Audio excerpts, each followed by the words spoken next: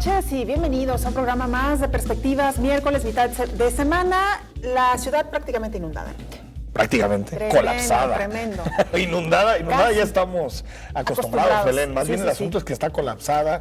Cuidado por donde transita. A mí me tocó hace rato en Patria y Guadalupe estar prácticamente una hora parado. Sí. ¿No? Incluso ahí hicimos una pequeña verbena popular, ¿no? Todos nos salimos, empezamos a platicar. Mejor pasar el tiempo conviviendo, con el vecino, ¿no? del pues auto. Sí, no podíamos pasar porque era un río caudaloso, Avenida Guadalupe, entonces no podíamos pasar. Pero bueno, la ciudad, yo diría que más bien el poniente de la ciudad, sí. ¿No? Fue sobre todo pegado hacia Periférico, el surponiente de la ciudad, sí. Fue la más afectada después de la tormenta. Y si le sumamos las calles que están cerradas por obras, bueno, no te cuento. Oye, no es la única tormenta, ¿no? La tormenta política está todavía más sabrosa e intensa.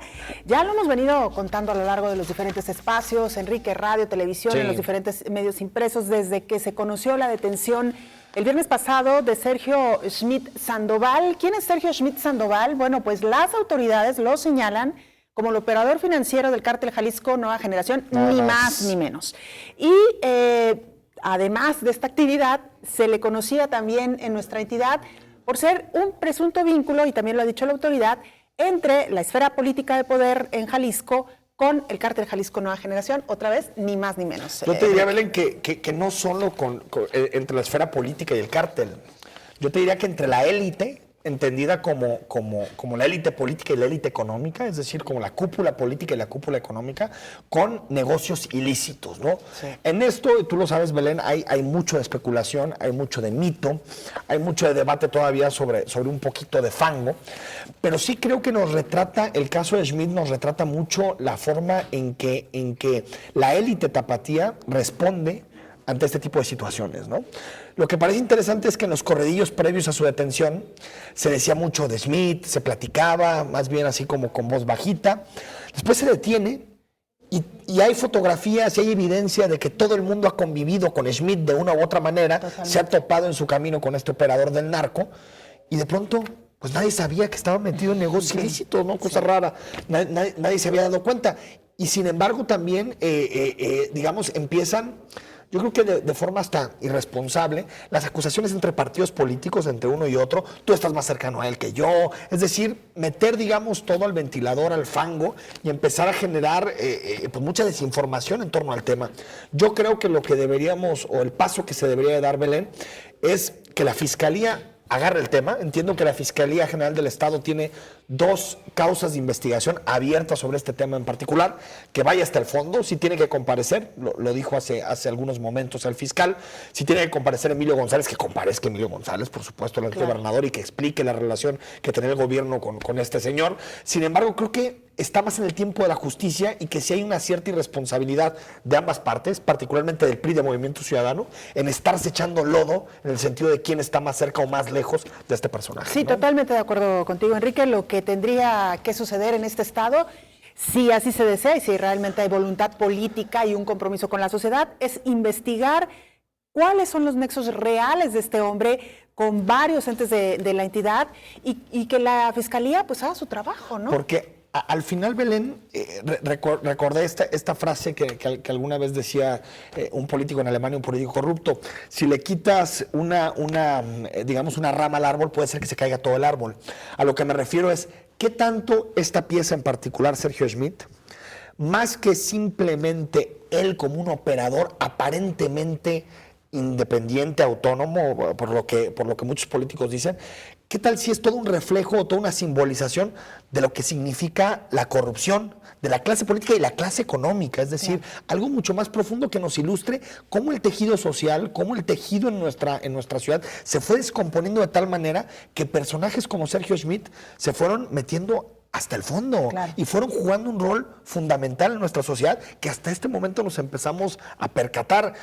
Lo que me refiero es que más que una situación solamente de un partido de 2, puede ser un asunto sistémico. Totalmente. Que sería, digamos, lo más grave, pero ojalá lo sepamos. Si es así, ojalá lo sepamos y que esto no acabe en Fue un ratito de golpes entre los partidos políticos y después se pusieron de acuerdo y adiós, archivar, ¿no? Exactamente. Ese es el punto, Enrique, que me parece que tenemos que insistir desde los medios de comunicación, como es nuestra responsabilidad social, insistir en que se haga una investigación a fondo y que a final de cuentas pues no quede solamente en los dichos. Estamos, Enrique, lo habíamos dicho, quizá ante la oportunidad de realmente marcar un parteaguas en materia de investigación, pero en materia también de vínculos de los sectores de la población más poderosos, si hablamos de políticos o hablamos de empresarios, con el crimen organizado. Y antes de escuchar las opiniones, porque esto se desata también por un reportaje que hubo el lunes pasado en el noticiero de Denise Merker, y ahí empieza, digamos, a discutirse mucho este tema.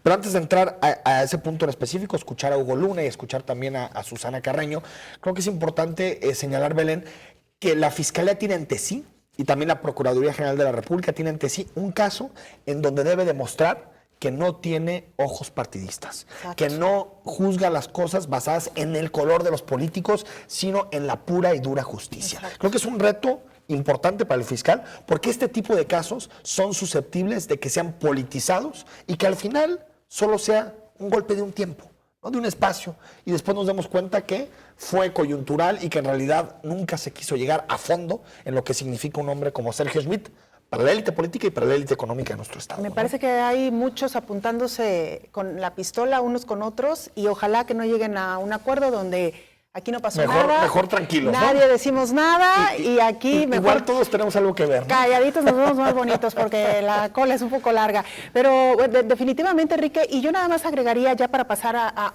otro tema que se ha desprendido de este asunto, es pues que la autoridad también, apenas en esta administración, es cuando empieza a investigar a Sergio Schmidt, cuando el propio fiscal lo dijo hace más de 30 años que este hombre delinquía en Jalisco.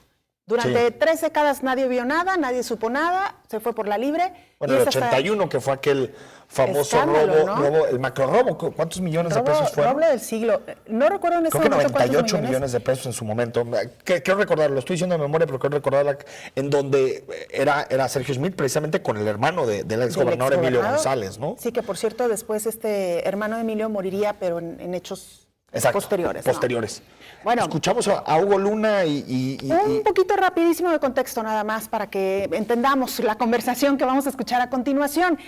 Derivada de esta imagen o esta figura de Sergio Schmidt salió, como bien lo decías, a la luz pública el señalamiento de que este hombre había presionado para el partido Movimiento Ciudadano para que sus regidores, y los regidores en general en Puerto Vallarta, apoyaran financieramente con más de 6 millones de pesos un espectáculo que él iba a llevar a Puerto Vallarta.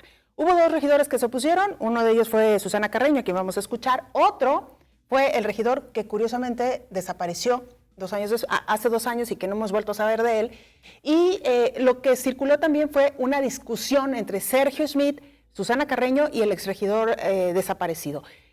¿Qué derivó de todo esto, Enrique? Que es justo lo que vamos a escuchar ahora, el señalamiento de Susana Carreño, que de quien habría presionado para que se le diera ese dinero a Sergio fue ni más ni menos que el hoy jefe de gabinete, Hugo Luna. Vamos a escucharlo.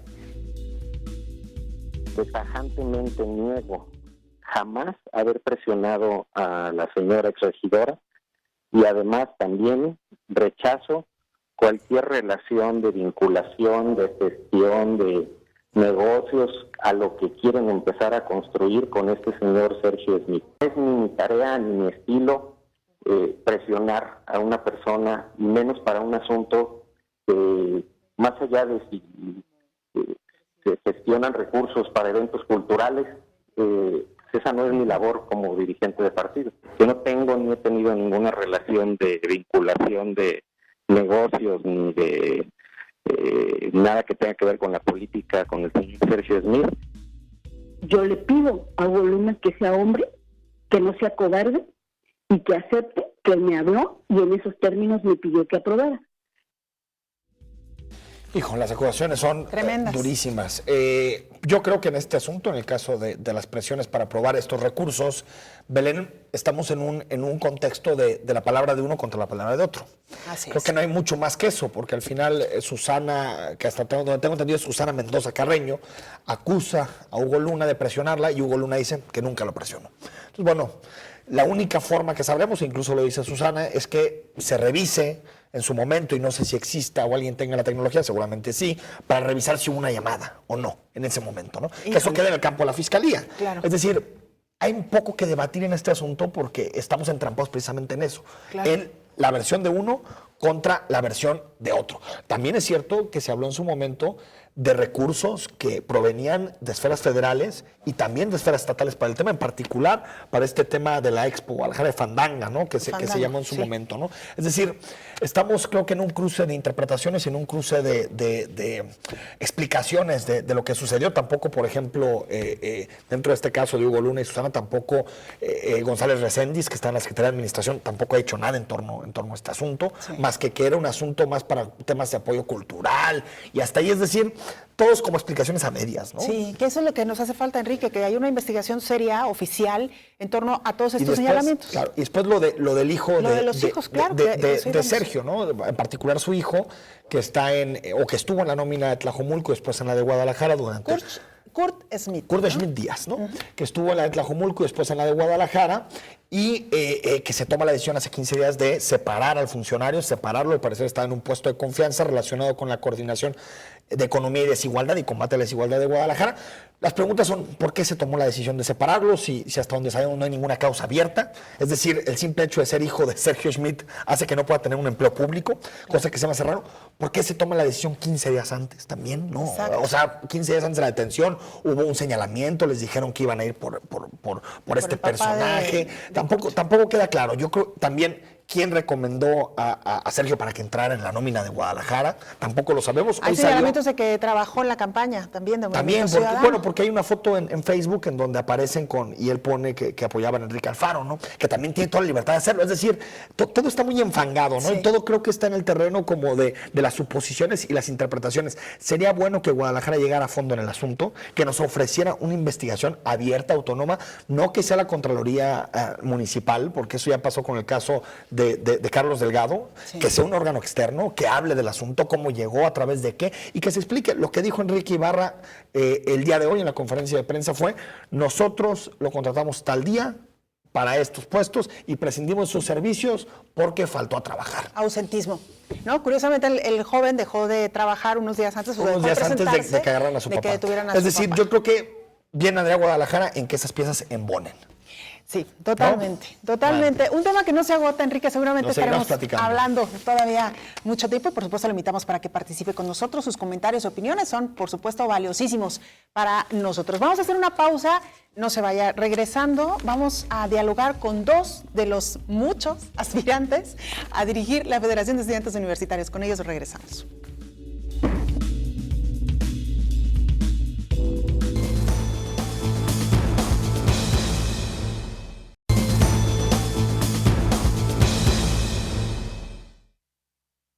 La contienda comenzó, y es que la FEU ya entró en etapa de inicio de los comicios al interior de la comunidad estudiantil para que puedan elegir al presidente de dicha federación. Cabe mencionar que la Federación de Estudiantes Universitarios, o mejor conocida como la FEU, es la organización estudiantil de la Universidad de Guadalajara, reconocida por la misma Casa de Estudios como representativa del alumnado. Además, en este año la organización estudiantil celebra sus 25 años de existencia. Para que pueda llevarse dicha elección, el pasado 4 de julio se llevó a cabo el registro de constancias que acredita a 7 alumnos como candidatos a la presidencia. Los aspirantes son María Gómez Rueda, Mayra Araceli Rivera Cueva, Alan Alvarado Peña, Alan Andrés Vázquez Vargas, Jesús Arturo Medina Varela, Neiser Francisco Gutiérrez Elenes y Ernesto Gutiérrez Guízar. En perspectivas los conoceremos. Bueno, hoy comenzamos nuestro recorrido para entrevistar a todos los candidatos a la presidencia de la FEU, que aparte nos da mucho gusto que sean tantos. Sí, 8. 8, o sea, eso creo que habla de pluralidad. En muchas contiendas han sido pocos, incluso alguna vez un candidato único. Es decir, creo que es bueno que existan muchas opciones y que los estudiantes puedan elegir entre los que prefieren. Claro, ¿no? Y la presencia de mujeres también. Y la presencia de mujeres es muy importante. Ernesto Gutiérrez, buenas noches. Buenas noches, muchas gracias por la invitación. Gracias por acompañarnos de derecho, por cierto, sí, Ernesto. Somos 7 candidatos. 7. Mira, nosotros estamos metiendo. ¿A quién más estamos metiendo? No. Pues no sé, a lo mejor ninguno de nosotros. Hay un tapado, ¿no? Igual que nos tienen una sorpresa. Sí, no, más bien es eso. Andrés Vázquez, buenas noches. Buenas noches, Enrique. Corregimos, 7 candidatos. Preguntarles de entrada, ¿por qué ser dirigentes de la FEU? Ernesto, empezamos contigo. Mira, ayer justamente estaba aquí platicando de eso. El centro de lo que nosotros estamos tratando de proponer no se trata justamente de mi persona, sino de un proyecto muy interesante que se llama Libre para la Universidad, y que se trata de romper el modelo con el que funciona la organización hoy en día, porque creemos que nada más cambiando quién la dirige, pues tal vez no cambia mucho. Y bueno, veremos un sondeo, no sé de qué se trate, pero lo que sí te puedo decir es que en el diálogo con la comunidad estudiantil tenemos que reconocer que vamos a partir de un principio de falta de crédito de la FEU en la universidad, que sí es producto de fenómenos globales, pero también de cosas muy específicas de la organización. Y sí creemos que ya tiene que haber un paso adelante. ¿Por qué? Porque esta organización se pensó a finales de los 80, se fundó a principios de los 90 y ha cambiado muy poco hasta el 2016, a pesar de que todo el contexto histórico y social, y sobre todo el rol de participación de los jóvenes, es completamente diferente al tiempo en el que fue fundada la organización. Andrés. Bueno, gracias antes que nada nuevamente, Enrique. Gracias por la invitación. Sinceramente, creo que dentro de la federación ha habido algunas problemáticas. Yo creo que mi candidatura, yo la sumo mucho a que prácticamente queremos una participación más sin división partidaria, ¿no? Yo creo que la federación en este momento, sí somos 7 candidatos, creo que eso es una gran oportunidad, una gran apertura para que realmente todas las personas que estamos participando podamos desarrollar un poquito nuestra idea, ¿no? Pero yo creo que también es momento de reflexionar un poco, de ver por qué realmente somos 7 candidatos y si realmente la universidad o la federación, perdón, está dividida, ¿no? Creo que necesitamos un presidente de la organización que la una, que la no vuelva a regresar a un origen con una vía recta, en el sentido de que queremos la mejora para los estudiantes, las problemáticas que vivimos en nuestras escuelas. Estos últimos días, bueno, ya tenemos 8 días de campaña, que prácticamente yo he recorrido más de 20 escuelas en zona metropolitana y he visto que la mayoría de las problemáticas no solamente son de la universidad, sino que también son al exterior, como la inseguridad que tienen fuera de las escuelas. Creo que hay varios factores que la federación es un punto importante que debe tocar, ¿no? Bueno, pues vamos precisamente por partes, vamos tratando de desgranar a la Federación de Estudiantes Universitarios y su situación actual. ¿Qué tiene que cambiar? ¿Por qué no está unida? ¿Por qué hay varias cuestiones que aparentemente no están bien dentro de la federación? Mira, lo que yo te decía hace rato me parece que es fundamental. Seguimos subsistiendo con un modelo vertical en el que es a través de una organización muy sólida, eso sí, pero muy compleja también, cómo 272,000 estudiantes se tienen que ver representados en ella. Y la realidad es que hoy hay todas las alternativas para que cuando a ti te interesa una agenda no necesites pasar a través de instituciones para hacerla. Y la FEU no ha entendido eso y no se ha adaptado a ese modelo. ¿Qué sí tenemos que hacer? Aprovecharlo no para tratar de encapsular la participación, que ya tenemos que empezar a pensar también en un formato en el que todos empecemos a participar a partir de las cosas que nos gusta hacer, que sabemos hacer, y sobre todo aprovechar una característica importante de la FEU. Aglutina a 270,000 jóvenes, pero no solo a jóvenes, aglutina a jóvenes que nos estamos preparando y que tendríamos que ser el factor de incidencia para poder pintar, digamos, el futuro que queremos ver. Pero eso implica que desde ahora, desde las campañas, empecemos a marcar una diferencia. Y yo creo que sí ya tenemos que romper con este modelo de campaña política en el que llegamos, identificamos problemáticas y nos aventamos promesas de cómo las vamos a resolver. Porque la realidad es que el futuro, el presente, nos lo dice la realidad. Se trata de cómo la colectividad empieza a construir pues las nuevas realidades, cuando cada quien entra y empieza a hacer lo que quiere, sin necesidad de que alguien te diga cómo te va a empezar a resolver cosas. Si le apostáramos a ese modelo otra vez, estamos condenados al fracaso, porque un candidato, sea el que sea de los 7, no va a poder con la tarea de 272,000 estudiantes dispersos en tantos municipios como para estar en sintonía con todo lo que está pasando, todas las ideas y todas las problemáticas de la universidad. Andrés, tu opinión. Claro, yo concuerdo mucho con mi compañero. Creo que el presidente de la organización debe de ver realmente por las necesidades que existen en todo el estado, ¿no? Prácticamente en todos los espacios donde tiene presencia la Universidad de Guadalajara, ¿no? Creo que un factor importante debe de ser el que vea por la problemática. Yo creo que, bueno, los invito a que en las escuelas, quien tenga la oportunidad, donde estamos visitándonos, que vean nuestros dípticos y que vean un poquito. Yo opté más por poner propuestas, poner las problemáticas. Creo que los estudiantes identificamos perfectamente cuáles son las problemáticas porque las vivimos. O sea, no necesitamos que alguien venga y nos diga, vamos a hacer esto. Creo que desafortunadamente eso es lo que a la política o a la representación estudiantil estamos cansados los estudiantes, ¿no? De escuchar nada más que nos van a prometer que van a hacer esto, que van a hacer aquello. No, al contrario, yo creo que primero hay que dar solución a las problemáticas que tenemos en nuestras escuelas. La inseguridad, el transporte público, problemáticas de redes, de la red Wi-Fi, Internet, entre otras cosas que desafortunadamente identificamos, y creo que el factor de la federación o la representación de la federación debería estar al pendiente de darle solución a ese tipo de cosas, ¿no? Sí. Hay un asunto, Andrés Ernesto, yo soy egresado de la universidad, me tocó vivir los procesos de primeras y bueno, ¿Votaste? creo que ¿Votaste? sí, claro, siempre. Pero digamos que de alguna forma creo que cierta frustración que había en una parte, al menos de mi carrera y del estudiantado, era que surgían sociedades de alumnos totalmente divorciados de primero los problemas que tenían los estudiantes, claro, y segundo, excesivamente particularistas, en el sentido de siempre apoyar a sus amigos. Siempre decir, si tú me ayudaste en campaña, te ayudo para que te vayas de beca. Oye, fíjate que de Prolex te echamos la mano para que estudies.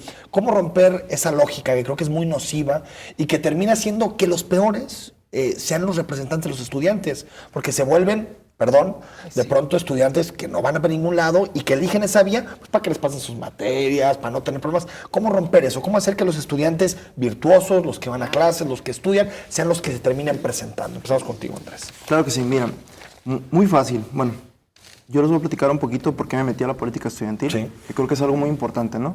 El por qué realmente me nació el meterme a ser representante de ahora sí, en este caso, pues ya de la presidencia de la FEU.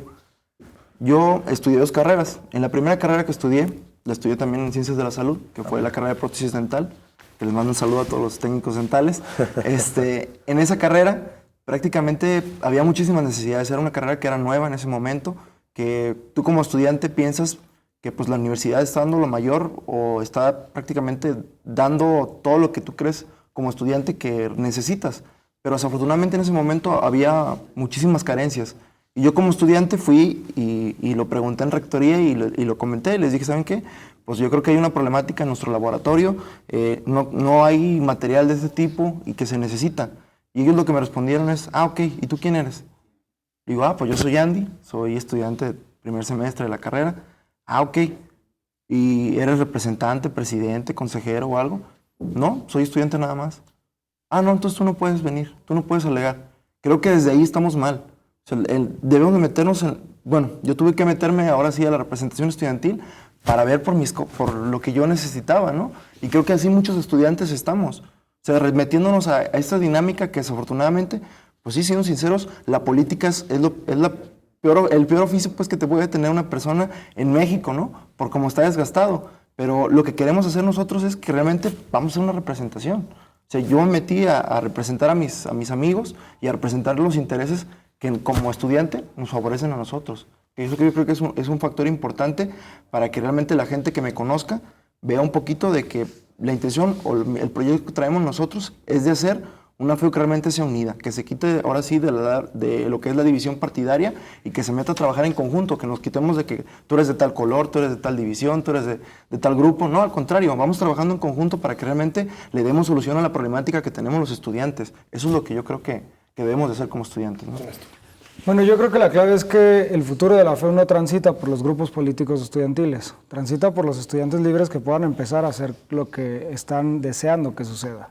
Y justamente es un poco lo que decía Andy en el ejemplo, es ¿por qué necesitas ser parte de un grupo para que tus demandas sean escuchadas? Eso es un absurdo total, pero es lo que fomenta el modelo de organización que tenemos, porque de otra manera no tiene. Siempre que hay un grupo haciendo cosas, está la tentación de autoprivilegiarse, digamos, ¿no? Y de encapsularse en una cosa que ya no involucra a los demás, y eso pasa con todos los fenómenos políticos. Por eso hablamos de una clase política ensimismada. Lamentablemente, en la universidad, donde se tendrían que romper esos modelos, los estamos replicando. Pero ¿qué tenemos que hacer? Es algo mucho más trascendente que eso. Tenemos que generar toda la nueva infraestructura, que no tiene que ser igual de vertical, que tendría que ser más horizontal, para que todos tengan la oportunidad de hacerlo. Y eso va a causar una cosa clave, algo que ya es realidad, pero que no hemos querido ver y que se va a aumentar con lo que estamos haciendo nosotros en Libre. Las estructuras políticas obsoletas van a serlo más todavía y van a ser fácilmente rebasadas por quien quiera participar.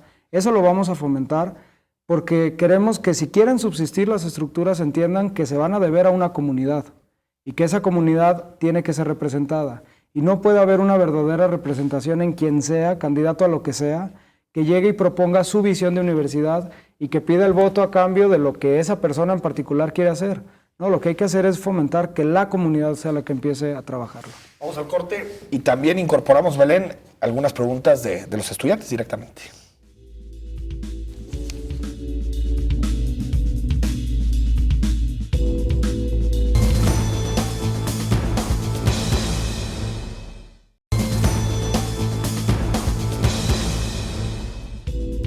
De vuelta en Perspectivas, platicando esta noche con dos candidatos a la Federación de Estudiantes Universitarios. Hay que recordar que cada 3 años se renueva este puesto, ¿no?, de dirigente de la FEU. Y ahora escuchamos a los estudiantes que le tienen preguntas a estos dos candidatos. ¿Cómo van a mejorar la infraestructura en el CUSH? Porque si es una infraestructura bastante decadente, quiero saber cuál es la propuesta para mejorarlo. Si no hay presupuesto, ¿cómo van a hacer para obtenerlo? Si de los alumnos o de otra forma. Sobre las becas que hay, tanto para irnos a estudiar a otro estado como para irnos a estudiar a otro país. ¿Cómo van a difundir esa información para todos los estudiantes de las universidades? ¿Qué harían para que los maestros asistan a sus clases?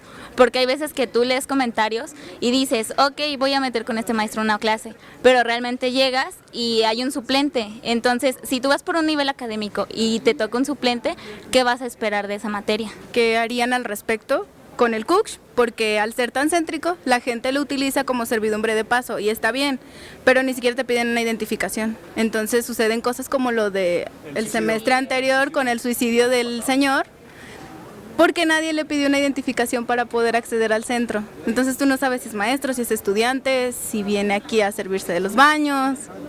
¿Tienen algún proyecto o algo pensado en mejorar de alguna forma la alimentación de los estudiantes? Más bien tanto de respecto con la nutrición, pero principalmente con el acceso, porque hay muchas personas que pues sí le batallan en la cuestión de los costos, porque se trabajan y estudian, hacen prácticas y todo eso. Entonces yo quisiera preguntar a los candidatos si no tienen algún proyecto relacionado con ello. ¿Qué van a hacer para el mejoramiento de las aulas y el mantenimiento? Porque sí estamos un poco caídos en eso. Muchas preguntas, muchos comentarios.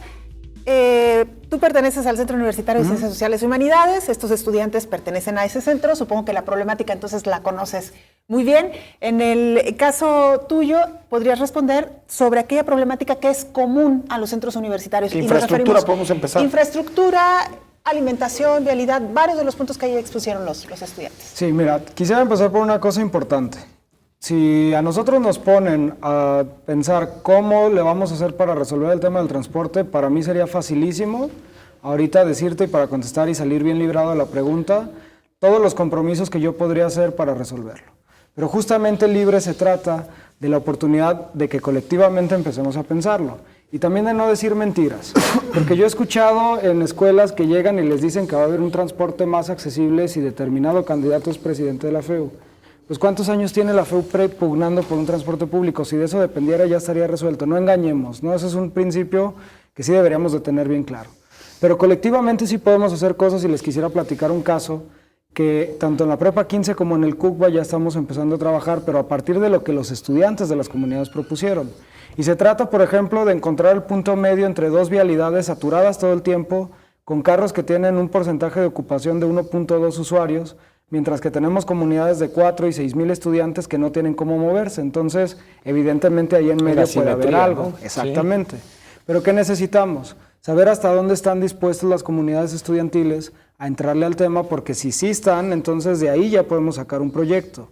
Yo no quisiera dar como respuesta a todos los puntos de cómo le vamos a hacer. De hecho. Sí, empezamos con el transporte, ahorita pasamos, ¿no? Sobre todo por una cosa importante, porque sí lo puedo decir, pero eso sería imponer mi visión de universidad a una universidad llena de comunidades tan diversas que la solución al transporte público en el CUCH, que tiene todas las rutas de camión, que tiene una ruta de tren ligero y otra en construcción, no es el mismo que el del CUCBA, por ejemplo, y no es lo mismo que en el módulo de Mezquitic. Entonces, para mí sería un absurdo empezarles a hablar ahorita de que el transporte lo vamos a resolver así, así, así. ¿Qué sí tenemos que hacer? Meter a las comunidades a pensar y a ver de lo que depende de nosotros qué podemos empezar a resolver. Porque si la propuesta es exigir, primero no nos necesitan para hacerlo, y segundo, pues si nos dicen que no, ¿qué? Se acabó, nos vamos a dedicar a hacer una federación que exige cosas. Somos la federación de la segunda universidad pública más importante del país. Claro. Tenemos un montón de material humano, científico y técnico con la que podríamos empezar a encontrar soluciones sobre cosas, pero eso no queremos ya nosotros, que dependa de lo que nosotros digamos para hacer cosas de relumbrón y decir, así le vamos a hacer. No, más bien vamos creando un modelo para que todos hagamos la parte que nos toca. Andrés, transporte y después pasamos a los otros temas. Bueno, gracias. Creo que el transporte es algo muy importante que la federación debería de seguir retomando, como lo ha hecho el actual presidente de la organización. Creo que hay muchísimas deficiencias, ¿no? Incluso desde el maltrato del mismo chofer en ocasiones, como estudiante lo vives, cuando le entregas el trasvale y que incluso te lo hace bolita y te lo avienta casi en la cara. Creo que son cosas que como estudiante nos toca vivirlo y que, siendo sinceros, la federación debería de ponerse, ahora sí, en el momento de poder exigir completamente a las autoridades de que se le dé un nuevo manejo a ese tipo de transporte, ¿no? Lo que comenta mi compañero es muy cierto. O sea, ver realmente las rutas que están saliendo de los diferentes planteles, que realmente sean las suficientes y que realmente cumplan con las necesidades de de toda la población, ¿no? Porque sí nos ha tocado ver camiones que van incluso compañeros agarrados de la puerta, de la ventana del camión, que prácticamente... Exponiendo su vida. Claro, o sea, y es una problemática que no puede estar pasando. O sea, si sabemos, creo que todos sabemos cuáles son las rutas que mayor demanda tienen y que debería la federación de pugnar porque realmente haya más rutas, bueno, ese tipo de rutas, tenga más, más camiones en ese tipo de rutas, ¿no? Claro, ahora, retomo un punto antes de entrar a los otros, a los otros temas que plantearon los estudiantes que decía Ernesto, que tienen que ver con, digamos, los canales de participación de los estudiantes dentro de las decisiones de la FEU, que yo creo que es un elemento clave, porque en un momento, tú lo decías, de crisis institucional, de casi todas las instituciones, en un momento muy complicado, pues sí, las mejores formas es que se tomen las decisiones de forma más colectiva, más horizontales. Pero ¿cómo? Siendo una comunidad de 270,000 estudiantes, ¿cómo hacer realmente para que haya esquemas que sí sean representativos, pero también eficientes? Porque se necesita dar soluciones. ¿Qué tienes en la cabeza cuando piensas en un modelo así? Mira, te diría dos cosas importantes. Lo primero es que la estructura que tenemos no tiene que desvanecerse, tiene que transformarse para poder empezar a hacer una realidad distinta. Y yo creo que los comités tendrán que empezar a migrar a formatos de asambleas, que los presidentes tendrían que empezar a cambiar hasta el rol, porque el simple rollo de autodenominarse presidentes ya les da hasta una investidura que luego es chistoso. Yo te comentaba fuera del aire que hay escuelas donde nos han recibido y en verdad los ves caminar y hasta parecen mafiosos, cómo se comportan y cuidan lo que creen que es su coto de poder. Y tendríamos que cambiar más bien a vocales, pero además también ya tenemos un momento tecnológico importante que nos permitiría sin ningún problema enterarnos de qué está pasando en todos los lugares. Pero quiero ser muy enfático en una cosa. A mí me queda claro que la FEU no se va a resolver con una app ni con una página web, pero sí las podemos utilizar como vehículo para que cuando todo lo demás esté funcionando y estemos estimulando, que esa es la parte más importante, o sea, no podemos llegar a decir todos participen y se acabó. La primera labor será empezar a generar una transformación real en la forma en la que todos nos involucramos y entonces sí dar medios para que a través de sistemas digitales, sistemas de asamblea y otros mecanismos que nos podemos normar, empiece a funcionar de manera distinta la organización. Andrés, ¿cómo hacerla más democrática, más participativa? Bueno, creo que algo muy importante que ha quedado de lado es la división partidaria, ¿no? O sea, la división partidaria creo que dentro de las escuelas es muy notoria, ¿no? O sea, si tú no eres de mi color, si tú no eres de mi grupo, yo no te apoyo, ¿no? Al contrario, creo que tenemos que tener una federación que realmente les ayude y les sirva a todos, ¿no? Al contrario, que solucionen las problemáticas que tenemos todos. Mi idea como presidente de la FEU es, incluso quien tenga la oportunidad de ver mi díptico, yo no tengo ningún logotipo, ni de grupo, ni de corriente, ni nada. Yo soy un candidato independiente. Yo creo que el presidente de la FEU debe ser alguien imparcial, que vea realmente por los estudiantes y que no solamente vea por algunos cuantos. Al contrario, si queremos realmente mejorar las problemáticas de nuestras escuelas, debemos de meternos ahora sí a trabajar en conjunto todos los estudiantes, independientemente del color que tú seas. Vamos a trabajar. Si lo que queremos realmente es solucionar esa problemática, lo vamos a hacer, pero en conjunto. Eso es lo que yo creo. Pero sí estaréis de acuerdo, perdón, nada más para dejar en claro, Andrés, con un modelo más participativo. Claro. Decía en este caso Ernesto, más asambleas, en vez de estos cargos tan piramidal como suele ser la FEU. ¿Estaréis de acuerdo con un modelo también de esas características? Claro, sí. Hay dos problemáticas que plantearon los estudiantes. Uno tiene que ver con la asistencia de los profesores. ¿Qué tan grave es esta problemática al interior de las escuelas que forman la universidad? Y la alimentación, que parece un tema menor, pero para nada lo es. Lo platicamos ahí con Alberto Galarza, no sé si te acuerdas, cuando claro, estaba el asunto de la concesión y todo eso, ¿no? De las famosas tienditas, o cooperativas, ¿no? Al interior de las escuelas. Mira, yo con el mismo principio, también los estudiantes tenemos un rol en la calidad académica de los centros que tenemos. Y te lo digo, va a sonar negativo, pero lo digo en el mejor de los sentidos. Sí, hay muchas quejas, es más, ¿qué tan grave es el problema? Tan grave que no sabemos qué tan grave es. Es decir, son números negros lo que tenemos, son asuntos de percepciones. Tenemos que empezar justamente a través de estos modelos de participación a recibir formalmente quejas, denuncias y demás para medir y poder trabajar junto a la universidad y sus órganos de gobierno sobre ahora sí mediciones específicas de los temas que nos aquejan. Pero la otra parte también... A ver, ¿qué rol puede jugar un estudiante en la mejora de la calidad académica de sus escuelas partiendo de la realidad? Me queda claro que tendríamos que esperar que las condiciones fueran las óptimas, pero en la realidad en la que estamos viviendo, ¿cómo vamos a esperar tener una mejor calidad académica si cada semestre un porcentaje importante, no puedo decir que todos, un porcentaje importante de estudiantes está buscando con qué maestro puede meter una materia para pasarla fácilmente sin el mayor esfuerzo? Es decir, formamos parte también de las soluciones posibles, pero si no lo hacemos, de los problemas. Y justamente de eso se trata. Cuando empecemos a cumplir nuestra parte, entonces sí hay que ver qué pedimos de lo demás. Y no digo que no puedan suceder simultáneamente, no me estoy refiriendo a primero y segundo en términos de temporalidad. Hay que exigirlo todo el tiempo, pero eso es a lo que iba hace rato. Exigir, pues, puede fracasar en el momento en el que te digan que no. Hacer es diferente. Yo les quisiera contar un tema de derecho rápidamente. Nuestro programa de derecho, como muchísimos más de la universidad, está retrasado en tiempos a lo que se está discutiendo realmente en la vida laboral, profesional y sobre todo social del país.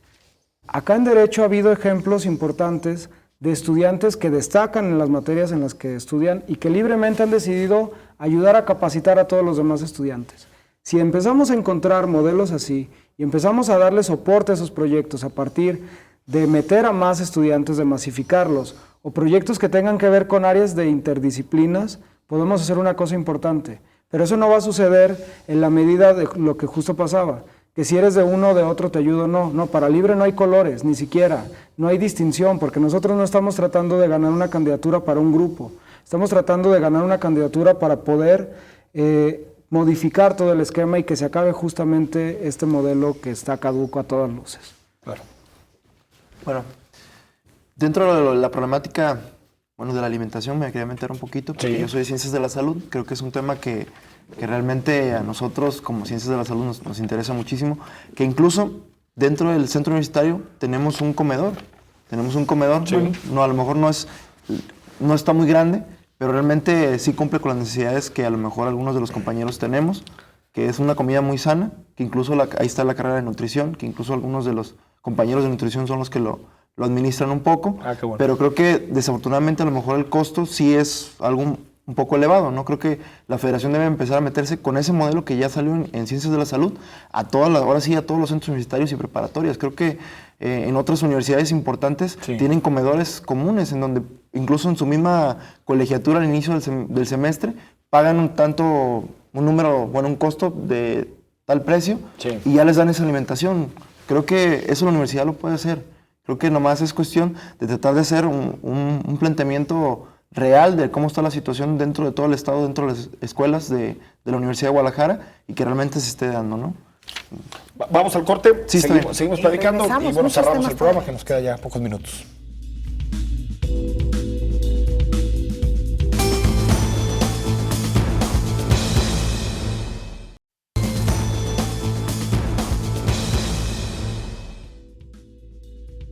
Estamos de regreso y bueno, ya escuchábamos la opinión, los comentarios, las preguntas de estudiantes del Centro Universitario de Ciencias Sociales y Humanidades. Vamos a escuchar ahora a estudiantes del Centro Universitario de Ciencias de la Salud. Saber cuánto tiempo va a llevar la gestión de la infraestructura que prometen, ya sea en cuanto a mejorar los hábitos de aquí, bueno, los ambientes, el ambiente de trabajo, butacas, no sé, más rampas para los discapacitados y todo, O sea, lo prometen, pero ¿cuánto tiempo va a llevar la gestión de eso? Si se va a llevar en esta elección o va a dejar la gestión para otro, no sé. La verdad es que los laboratorios en el CUC sí necesitan mucho mantenimiento porque tienen unas instalaciones, por ejemplo, las tomas de gas las tomas de gas nunca sirven, ¿no? Entonces sí es algo que yo siento que los candidatos deberían de mejorar. ¿Qué sería lo primero que hicieran? O sea, preguntar en general si va a haber como alguna mejora en nuestras clínicas, en el edificio o en nuestros laboratorios, porque pues es necesario para tener una mejor atención para nuestros pacientes. Mejorar el mismo comité o no sé, la prestación de batas que nunca es buena. Bueno, ahí están y pasamos. Centro Universitario. Gracias. Con Andrés primero. Bueno, un saludo a todos mis amigos de CUCS. Sí, creo que incluso yo comentaba un poquito que me metí a la representación estudiantil por ese tipo de problemáticas, ¿no? De que desafortunadamente los laboratorios en ocasiones están en pésimas condiciones, en ocasiones no tenemos gas para trabajar, en ocasiones realmente no es lo suficiente ni lo que realmente nosotros como estudiantes de la universidad esperamos. Y yo lo entiendo, de que desafortunadamente a lo mejor se le toman prioridades en momentos en la universidad, en otros espacios, como por ejemplo en Ciencias de la Salud de INCUCS, están haciendo otros edificios dentro del mismo centro universitario, y creo que también eso a lo mejor para la administración es como de, le vamos a invertir aquí, pero le vamos a restar un poquito a esto, ¿no? Yo creo que al contrario, debemos de partir realmente primero con lo que tenemos, sí, darle el mejoramiento necesario para que posteriormente, ahora sí, poder seguir ampliando los espacios, ¿no? Desafortunadamente en CUCS pues ya no tienes para dónde crecer hacia los lados, porque prácticamente pues no hay dónde, ¿no? Están casi en el centro, casi. Exactamente, entonces ¿no? Del centro. Es imposible a lo mejor poder crecer un poco hacia las distancias, como a lo mejor lo puede hacer CUSEA, como lo puede hacer otros espacios, otras escuelas, pero en CUCS prácticamente tienes que a fuerzas construir de lo que ya tenías, volver a construir. Optimizar el espacio. Claro, ¿no? Exactamente. Entonces, creo que lo que debemos de hacer como presidentes de la organización, de la FEU, es vulnerar porque realmente los espacios que son necesarios se les dé la cabida necesaria para que realmente se esté dando la solución, ¿no? Y se estén creando, ¿no? Platicábamos en el corte un asunto que es interesante, hasta qué punto a la FEU le toca este asunto de la infraestructura, que sabemos que al final tiene que ver con el presupuesto de la universidad, muchas cosas. Pero tal vez lo que sí le toca, Ernesto, es presionar para que los recursos se utilicen de forma adecuada y que tengan alguna correspondencia con las necesidades de los estudiantes, ¿no? Claro, y digo, ahí creo que la cosa es utilizar lo que ya tenemos, y la FEU tiene el 33% de representación en todos los consejos de todas las escuelas, que tendrían en teoría que revisar todos los presupuestos y justamente aprobar incluso que las cosas sucedan. ¿Qué sí tendríamos que hacer? Pues bueno, que los consejeros cuando lleguen a una sesión lleguen después de haber tenido una asamblea en la que escuchen y sepan cuáles son las demandas de los estudiantes. Pero efectivamente, lamentablemente para esta universidad se trata de administrar la escasez. ¿Qué sí te diría? Para poder tener un ejercicio sano y honesto de la FEU, se tienen que acabar los tiempos de esperar héroes para los estudiantes. Es decir, hay que saber medir también hasta dónde sí y hasta dónde no. Si nosotros nos ponemos en ese papel, pues vamos a prometer absurdos totales, vamos a empezar a decir cosas que quisiéramos de nuevos edificios, albercas, tirolesas entre edificios que, te voy a decir, se llegó a proponer en una preparatoria. ¿De verdad? Sí, claro, un presidente de Sociedad de Alumnos lo propuso. Pero hay que ser realistas. Casi. Sí, ¿sí? no, bueno. Que sería divertido, pero prioridades, ¿no? Justo de lo que hablábamos. Sí, ahora, hay un sentido, perdón, Belén, que creo que también es importante que nos aclaren.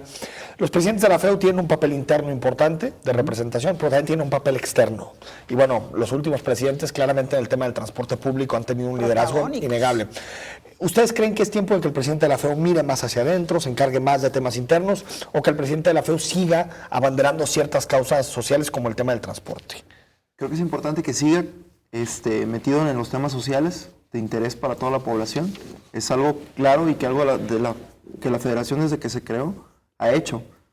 Pero también creo que es clave que primero debemos de realmente cubrir las necesidades y las problemáticas que tenemos en nuestras escuelas. El presidente de la organización debe estar al pendiente de lo que está sucediendo en cada una de las escuelas. O sea, hay problemas generales que desafortunadamente no traje mi díptico, pero que hay problemas generales que yo comentaba de la inseguridad, del transporte público, de las redes inalámbricas, de diferentes temas dentro de nuestras escuelas y las problemáticas que tenemos, que principalmente deberían ser las que ya están deberían ser las que el presidente de la organización debería estar resolviendo en este momento, ¿no? Digo, yo respeto al presidente actual y es gran amigo mío y creo que ha hecho las cosas bien, pero creo que también ha dejado un poquito a lo mejor en el olvido, a lo mejor temas que más relacionados pues en algunas escuelas. Creo que el presidente de la organización debe de retomar ese tipo de cosas y darle solución, ¿no? Que es lo que yo creo que es importante. Ernesto. A mí me parece que hay que ser cuidadosos en la diferenciación de los temas externos e internos, porque los estudiantes salen de la escuela y tienen vida externa, es decir, los temas de seguridad, de transporte y todos los que se han abordado son también temas estudiantiles. Y te lo digo porque en esta campaña hemos escuchado y en todas las demás discursos de simplones de oposición que te dicen que la FEU está abandonada porque los temas externos son más importantes. Pues son importantes porque son también temas estudiantiles, que sí es cierto y no podemos negar que la comunidad no siente que los asuntos de la agenda intramuros son atendidos, pero la propia estructura de la organización casi está diseñada para que no lo sean, y justamente por eso os decía hace rato, el tema de que las comunidades y no los grupos políticos tienen que empezar a pugnar para que sus temas sean relacionados, porque también te voy a decir una cosa, y es lo que decía hace rato de los héroes. Pues sí, pero para que un estudiante, uno solo de 272,000 atienda todos los problemas de la comunidad, pues estamos todos locos, ¿no? ¿De qué se va a tratar? Pero si hacemos más bien un eje articulador de las cosas que ya están pasando, entonces podemos tener una atención eficiente de los temas aislados, digamos, internos, y que al mismo tiempo se puedan atender los otros. Me parece que renunciar, insisto, creo que esa diferenciación es medio ficticia, pero privilegiar una sobre otra sería un error absoluto. Ni una ni otra es más importante, porque así tengas las mejores condiciones dentro de las aulas. Si saliendo van a saltar a todos los estudiantes, pues ¿de qué te sirve? Y lo mismo afuera, si tienes un gran entorno alrededor de los centros universitarios, pero entras y no hay bancas suficientes, pues también de qué estamos hablando. Entonces, creo que no es priorizar uno u otro, es equilibrar justamente entendiendo que todos son temas estudiantiles. Ahora, ¿qué tanto se puede en una universidad con 270,000 estudiantes tener dados cargados hacia uno de los candidatos? Como ya se ha dicho, prácticamente hay quienes ya dan por ganador a uno de los 7 aspirantes. ¿Hasta dónde realmente hoy, en medio de esta democracia que tanto hablamos, no solamente en la universidad, sino también en la vida política del país, pues se puede manipular una elección de este tipo? Bueno, mira, fíjate, dentro de la federación, creo que en este momento se han hecho las cosas relativamente bien. Creemos que ahora sí favoritismos de algún candidato creo que no hay. Al contrario, creo que es una de las oportunidades más grandes que hemos tenido como federación, que era algo que yo comentaba al inicio. O sea, somos 7 candidatos, eso dice que hay una gran apertura para que cualquier candidato pueda ser el presidente de la organización y que haya una gran lluvia de ideas de los diferentes candidatos. Y en este momento yo creo que ahora sí solamente el estudiantado y la gente que está dentro de las escuelas son los que van a elegir a un nuevo presidente de la organización. Yo les comentaba, yo he recorrido en este momento más de 20 preparatorias en 8 días. He tenido, ahora sí, por eso incluso ando un poquito malo de la garganta, he estado visitando a varios compañeros y creo que hay una gran respuesta. Yo traigo, como les comentaba, yo traigo un proyecto, ahora sí, sin partidos, ni división partidaria, ni colores, ni nada. Al contrario, creo que vamos a tratar de hacer algo, ahora sí, muy importante para todos los estudiantes que van a elegir por quien realmente los represente y quien les solucione las problemáticas, que eso es lo que yo creo que es lo más clave, ¿no? Dados cargados, Ernesto. Pues como dijera un colega suyo, avísenme, ¿no? O sea, creo que no se podría, se los digo con toda la honestidad. La cosa que hemos estado buscando en los salones, que es una respuesta positiva a un proyecto en el que todos se puedan involucrar, ha dado como resultado que te des cuenta que controlar algo así, pues es prácticamente imposible. O sea, ¿cómo controlas a través de una organización que no tiene legitimidad con los estudiantes a un grupo estudiantil tan grande? O sea, no podemos ni siquiera darnos el lujo de llegar y tirar directrices. Lo que va a pasar es que quien tenga la mejor propuesta para todos, pues va a generar una clara tendencia. Y un monstruo del tamaño de la Universidad de Guadalajara, pues yo sí veo muy complicado que si alguien ya está marcando una tendencia a partir de algo que sea externo al convencimiento de los electores, pues sí va a ser muy complejo después. Entonces, yo quisiera saber cómo se operaría una cosa de ese tipo en la Universidad de Guadalajara cuando nadie se siente identificado como para hacerle caso a una organización. Ahora, de los 270,000, ¿cuántos esperan ustedes que voten? ¿Qué porcentaje más o menos? Yo Pues creo, sí. bueno, No, adelante. Hombre, cuánta cordialidad.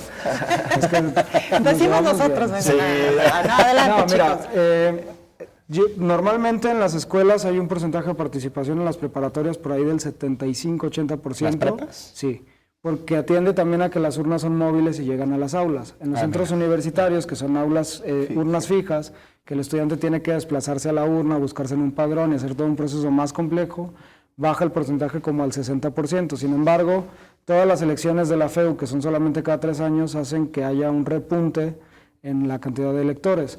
Yo te diría que yo estimaría que un 70% de la población estudiantil... ¿Así tantos? Sí, 180, si no es que 190 más. mil electores. Sí, si no es que más, puede participar. Y yo te lo estoy diciendo con números más o menos reservados, porque como hay tanto interés y tantos candidatos, seguramente va a haber una activación política muy importante en las escuelas. Sí. Andrés. ¿Qué porcentaje esperas, Andrés? Sí, igual. Ese es prácticamente lo que tenemos pensado, que un 70% de la población de los estudiantes sean los que en esta ocasión emitan su voto y esperamos que así sea, ¿no? Andrés Vázquez, Ernesto Gutiérrez, gracias. Muchísimas gracias. Muchas gracias. Nos vamos. Nos vamos. El Buenas viernes noches. Nos perspectivas. vemos el viernes.